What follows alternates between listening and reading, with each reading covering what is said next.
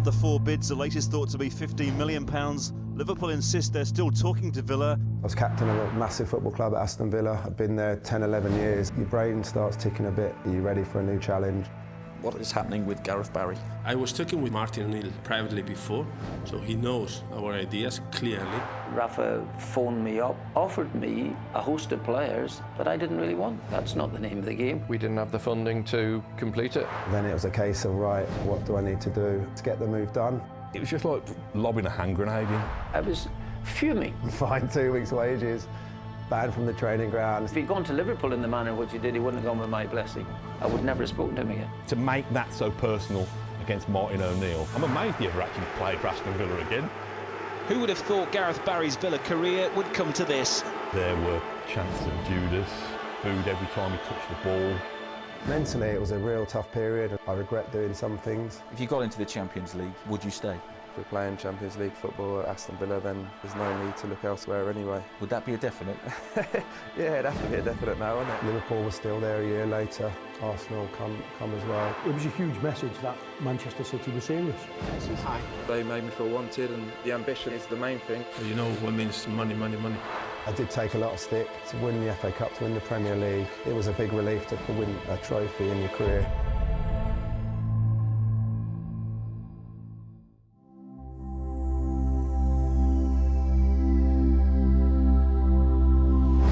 From youth team player to Premiership regular is rarely an easy one. It's certainly a busy time for Gareth Barry, with a 5-year senior contract waiting for him at Villa Park. The manager's had a word to me about it, but hopefully I'll be signing it soon. Something you're clearly wanting to stay at Villa. Yeah, I would want to be staying at Villa for a few years to come. I was really shy, thinking I should be back in the youth team dressing room rather than making my debut and training with the first team every day. It sort of come really fast, and it took me probably 2 seasons to really feel like I should be there. Gareth was, he was only a young kid when he came, and before we knew it, he was in the first team changing room. Very quiet until I got hold of him. He's such a level-headed kid that I don't mind talking about a 17-year-old boy because nothing would daunt him. He suddenly joined the first team squad and he just looked at home. Nothing seemed to faze him. You can always tell because of the senior players suddenly started talking about him. Oh, Gav, he's decent, isn't he, you know? You'd say something to Gareth and he'd either say yes or no. That was it, really. You'd say, like, you enjoying it, training with the first team? He'd say, yeah. And that was it. I can just remember during a pre-season, we were playing him in midfield, and Tony McAndrew and I, at the side of the pitch, just thought we were looking for a couple of centre-halves. We got a lot of midfield players in that particular year group, and we just looked at Gareth and thought, well, let's try him at centre-half, see how he does. I left school as a midfielder. Find yourself training with players that are used to training on a regular basis. It was all a bit too fast for me. People forget I played probably 150 games at left centre-half, left-back, before I eventually made that move back into midfield. I thought he might lack a bit of pace as a central midfield player. The role that he played there in a 3 was perfect for him. You know, if Gareth Barry could be half as good as Gareth Southgate was, then you'd certainly have a couple of outstanding players at the heart of the defence. And Hugo Ekiok on the right-hand side, they just complemented each other, and obviously they were one of the main reasons why we were so successful during that period. And Barry!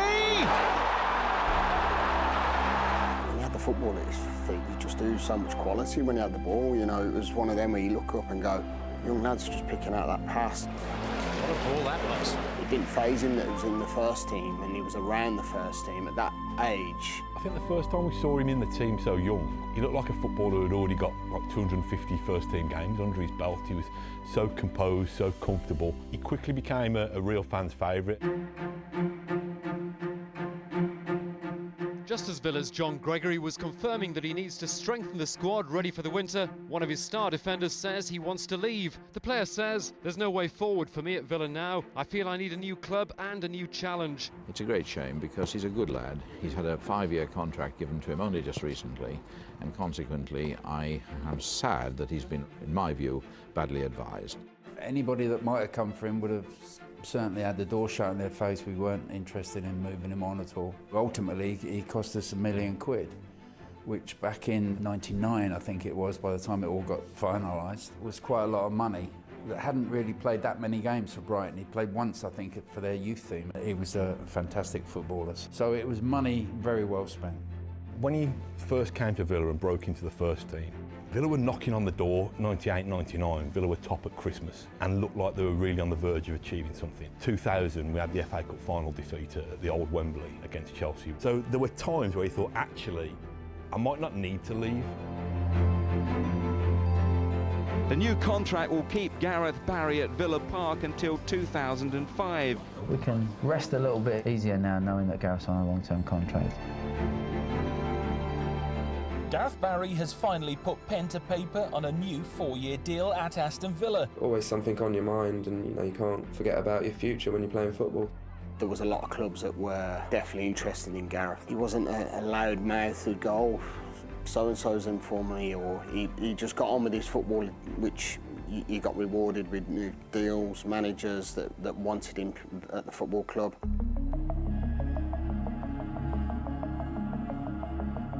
Randy Lerner's takeover of Aston Villa is almost complete.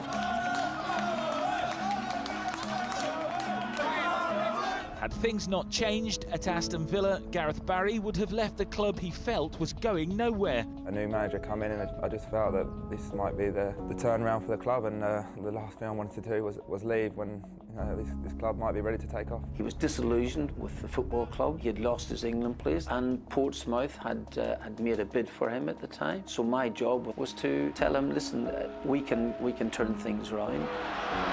Gareth Barry all the way. Oh, what a strike! Absolutely sensational from Gareth Barry.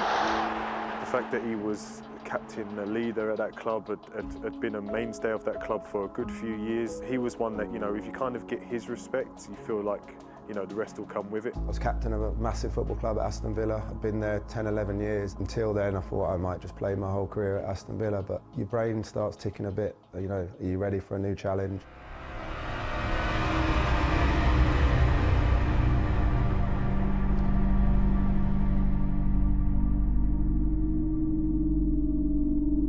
I got a call to say Liverpool are interested. I think Martin O'Neill actually got wind of it as well, and quite cleverly he put me up in the press and they mentioned it. It's obviously always flattering when you're linked with clubs. Everyone will say the same, it's flattering, but you never know exactly what's happening as a player. There's lots of things that go on that you're not sure about. So having never had a transfer before, I'm quite green, and the answers are like, I'm pretty standard. Villa's on my mind, but it's flattering sort of thing.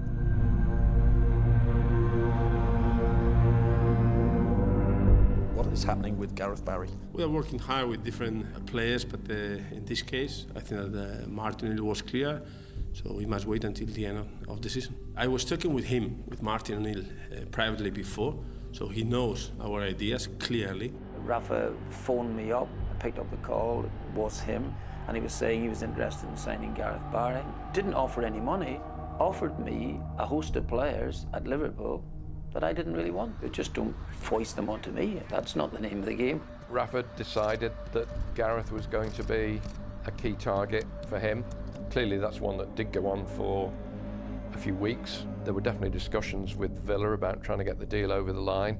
What I said to him is that I will relay this conversation you're having with me to the owner, Mr. Lerner, which I did, and then you can take it from there. Martin O'Neill, as a manager, certainly his time at Aston Villa, very single-minded, very focused, very strong believer that Villa were going to crack the top four under his management. I think O'Neill was very much tunnel vision. Why would we listen to any outside influences? We know what we're doing in here and we're going in the right direction. We're going to have success here. Gareth was never overly pushing it, if I'm being totally honest. I think he did want to go to Liverpool. With all due respect to us at Aston Villa, we would decide outside trying to get in, trying to break into that top four. Once the kind of numbers and the amounts that were rumoured to have been bid, we thought it was a no-brainer it was going to happen. My head definitely turned. Liverpool was a huge club, so I was ready to leave Aston Villa at that period. Here's Madurio Coca, saved by Green and in by Gareth Barry. Could that be the last goal he scores for Aston Villa? Gareth has 2 years left of his contract to run. It was pretty interesting there when I think that Liverpool, apparently there was an offer in for Steven Gerrard, I believe, from some Italian team. And the first message that came out is that Liverpool said that Steven Gerrard has a number of years left to run in his contract. So we might just come out with the same sort of message. Some tough conversations with Martin O'Neill. He sort of said, unless they pay the right money, I don't want you going nowhere. So then it was a case of, right, I'm interested in going to Liverpool. What do I need to do? My agent advising me, telling me what I needed to do as a player to almost get the move done.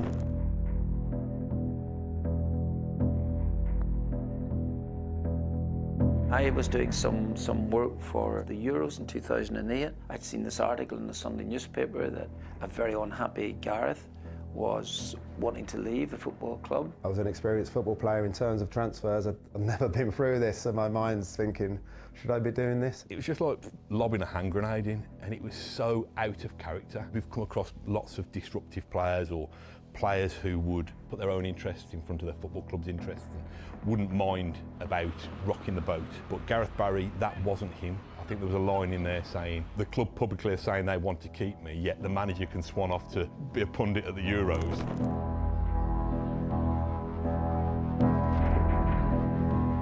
I was really out with him. I really shouldn't be doing this. I should be at home in England, sending off with our best wishes to Liverpool. I regret doing that. I was fuming, would be a word. Absolutely fuming. So I obviously must have picked up the phone to Gareth. I was on holiday in Florida with my family and the phone was ringing. Oh, Martin O'Neill. I knew what it was. I wasn't very happy with Gareth at all. First of all, he did the article without permission. If he wanted to do this, he could have had a conversation with me. He just wanted the truth from me. He said, did you do the interview? He didn't want to know why or who put me up to it. And as soon as I said yes, he put the phone down. Martin won't hide anything. If Martin had something to say, he's going to say it. To make that so personal against Martin O'Neill, I'm amazed he ever actually played for Aston Villa again. I got home from holiday and had a official letter from the club saying I've been fined 2 weeks' wages, banned from the training ground, so I had to do a pre-season on my own for 2 weeks. Gareth Barry was told by Aston Villa not to bother showing up here today for pre-season training. It seems as if it's a never-ending saga. We're really disappointed that he's not going to be with us. And while the rest of the Villa squad return to work, he has to stay away and wait for the two clubs to finally agree on a fee. O'Neill's message to Rafa, if you want Barry, the fee is £18 million. Straightforward. We've got a valuation on him, and Liverpool value him differently at the moment. And that's what the stalemate is. It's nothing else. Gareth has already pointed out he wants to go. If Liverpool come up and meet our valuation, then he will go. Are you now going to match Villa's asking price? You know the situation, so we are waiting, and I think that the main thing today was to talk about these two players. Do you think that Gareth Barry will join them then? I think that Dosena and again will be good signings for us. Did you have conversations with Rafa Benitez? Yes, through his agent and a couple with Rafa. That's another reason he put me off. He started talking about me playing left back, which didn't sit nicely with me. I was just starting to play regularly in centre midfield for a few years, and he spoke about me being a bit more versatile. He didn't sell it too well. After 4 bids, the latest thought to be £15 million, Liverpool insist they're still talking to Villa and have not made a final offer. Liverpool put a bid in, which wasn't accepted by Mr. Lerner. Mr. Lerner went back to them and they didn't go through. I don't think Villa were difficult, to be fair. They set a price and stuck to it in the absence of other deals. We didn't have the funding to complete it. Once again, his relationship with the Anfield board is under scrutiny. The veto of Gareth Barry's transfer from Aston Villa prompted renewed suggestions Rafa Benitez enjoys less than full backing from Liverpool's owners. In response, the club have released this statement. It is obviously the selling club's prerogative to put whatever price they want on the player, but on this occasion, Liverpool think the price quoted is too high. There were other priorities. One of Rafa's points was that Gareth was versatile, that he could play left back. The owners, which by that stage were Tom Hicks and George Gillette, pointed out we'd just spent quite a lot of money on Dosena, a left back. Unless we could raise some money, it was going to be too expensive, and then it became contingent on being able to sell Xabi, which didn't happen. And Liverpool fans blame me for Alonso leaving, but not once did he say Alonso was going to be leaving. Quite why there was no interest in Xabi is a bit of a mystery, because clearly he was a phenomenal player and a phenomenal talent. And we bought Robbie Keane the same time, of course. Seems like small numbers now, but we were looking at spending a net 20 million each season, so the funding just wasn't there. Gareth became terribly disappointed with Liverpool. I think to Gareth's astonishment, a couple of weeks later they paid £20 million for Robbie Keane. I think that was a signal to Barry that, did you really want me that much? When I knew the transfer was going to happen, I got my head down. There wasn't too many boos. Who would have thought Gareth Barry's Villa career would come to this? Booed at every touch by the fans that once loved him. He's got to face the music, really. He should leave, to be honest. There were chants of Judas, booed every time he touched the ball. It's been a long, long saga, really long. It's been talking about maybe 16, 17 weeks now. And of course, I think that some stage or another, it must affect you. Mentally, it was a real tough period, and I regret doing some things. I think he probably felt that he let himself down. I think he thought, I'm normally a more measured character than that, and I've dropped my guard, and look at the mess that it's got me into. We let bygones be bygones. He came back. If he'd gone to Liverpool in the manner in which he did, he wouldn't have gone with my blessing. No. I would never have spoken to him again. We all knew that if Gaz came back and he wasn't the Gaz from before and he downed tools, then maybe we would all have a bit of an issue, or we'd see that, maybe he should have been allowed to go, but he wasn't that. And I think the good thing about Gareth Barry is that he's not going to sulk. And Barry puts Villa ahead! What brilliant season. Absolutely brilliant. He was terrific. I think the crowd might have been a bit upset with him to begin with, but he won them over. Could have stayed there and probably played my whole career at somewhere. If that would have happened, I'd have still been a happy player, but then you might have had a few regrets. It didn't take long for Manchester City's prospective new owners to flex their financial muscles. Robinho signed for a British record transfer fee. It's just a taster of what's to come. I remember one of the first meetings we had was Khaldoon El Mubarak, the chairman. His first kind of question to us was, well, what are we going to do with the window? And we had to build up a proper target list, and there wasn't one. And it was tough. Any players that we wanted to try and get were going, well, just give us a ridiculous amount of money. The players that wanted to come to us, we were quite conscious were really going to take us to the level. The ambition of the owners from the very beginning was, we want to be successful. And to do that, you need to have the right talent. We had the nucleus of an interesting group, but we needed to add more quality. I remember going in and Gary Cook, chief executive at the time, said to me, remembered me asking me a question, where are you going this weekend? And I think I was going to Preston to watch Sean St Ledger because we were after the centre half. And he went, what are you going to Preston for? No disrespect to Preston. Why aren't you in Real Madrid? Why aren't you in Barcelona? Why aren't you in Milan? And I remember Gary saying to me once, he said, one of our challenges is we're trying to attract a £500 sponsorship deal from Fred the Butcher over the road. And we don't want a £500 match ball sponsor, we want global sponsorship. You've got to start thinking like this from a player acquisition perspective. It's Barry! 2-1 now to Aston Villa. On a Wednesday night, are you still thinking, I could be playing the Champions League with Liverpool? Yeah, I've not changed my mind. I still want to play in that competition and sample the atmospheres of those nights. If you got into the Champions League, would you stay? Yeah, that would be a massive achievement for this club, and if we're playing Champions League football at Aston Villa, then there's no need to look elsewhere anyway. Would that be a definite? Because the fans would hold you to it, Yeah, it'd have to be a definite now, wouldn't it? Don't want to swallow my words and eat them.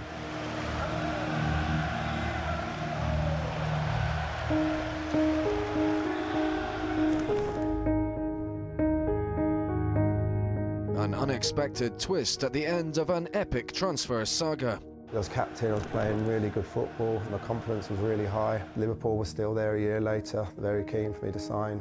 Arsenal come as well. You were linked with Gareth Barry. Would there be any interest there? Interest always. Arsene Wenger, I knew that he could possibly improve my game and go and play great football at Arsenal, so I definitely gave that a lot of thought. He was never completely 100% and wanted me to wait sometimes till the last minute to get a deal done, and if a club really wants you, I think that they'd probably have made the move a bit more forward than it was. Then my agent had a call from Manchester City. Your target list wasn't always, it was never about one player. We called it spinning plates. We were always spinning plates. The two players that were the top of our list were Xabi Alonso, who was coming out of Liverpool, and we were desperate to go and get, and then Gareth. We were having lots of conversations with a number of players. I think another one was a French boy called Johan Gorkov.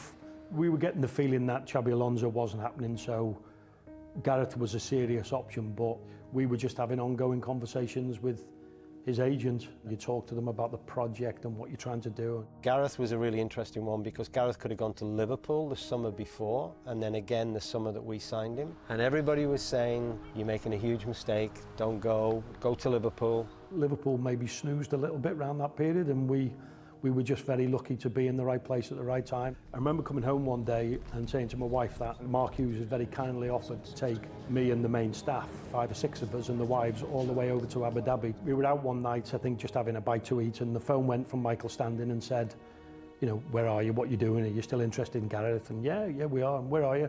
I'm in Abu Dhabi. And he went, well, he's in Dubai.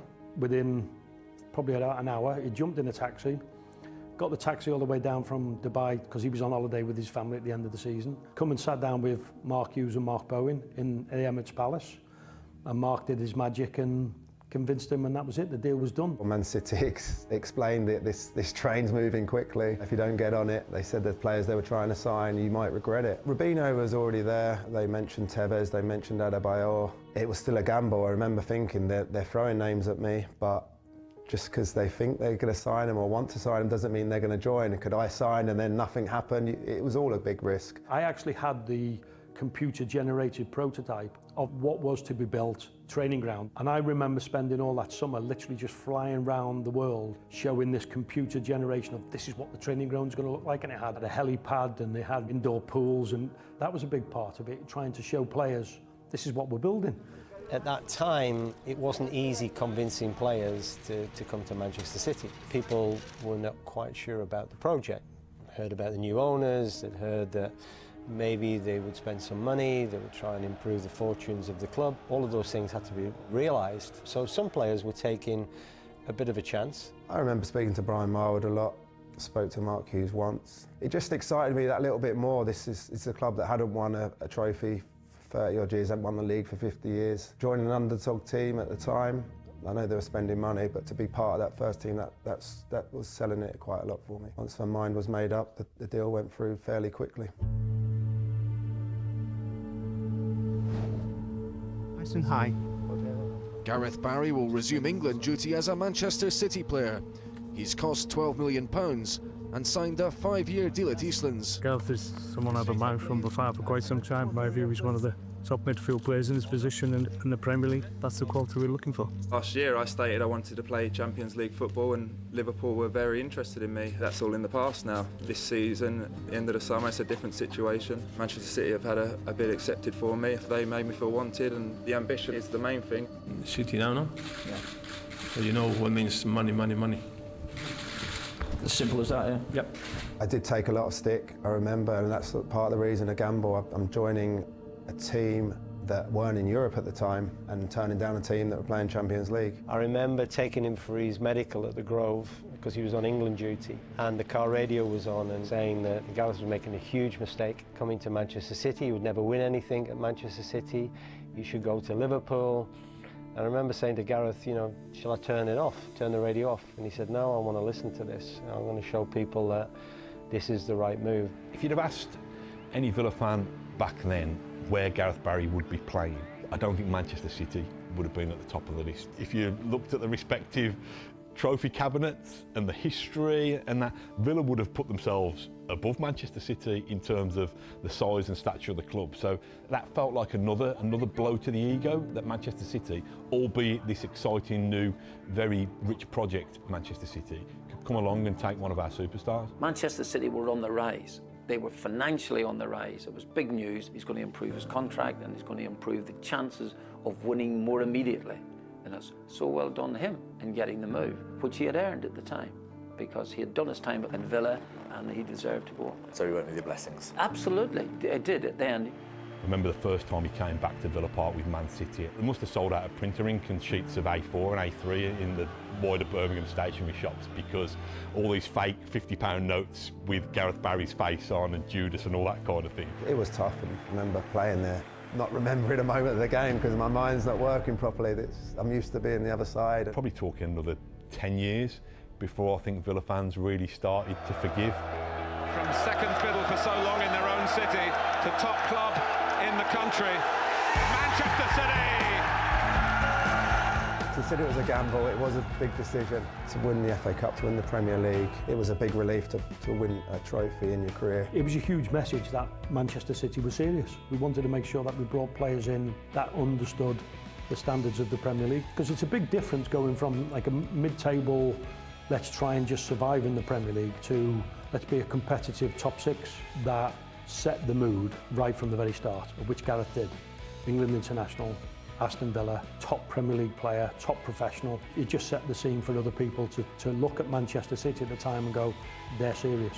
Had 4 great years and watched documentaries, and Noel Gallagher says, I knew we were serious when we signed Gareth Barry, took Aston Villa's captain. So fans like Noel Gallagher saying stuff like that, I think they appreciate you being part of that era.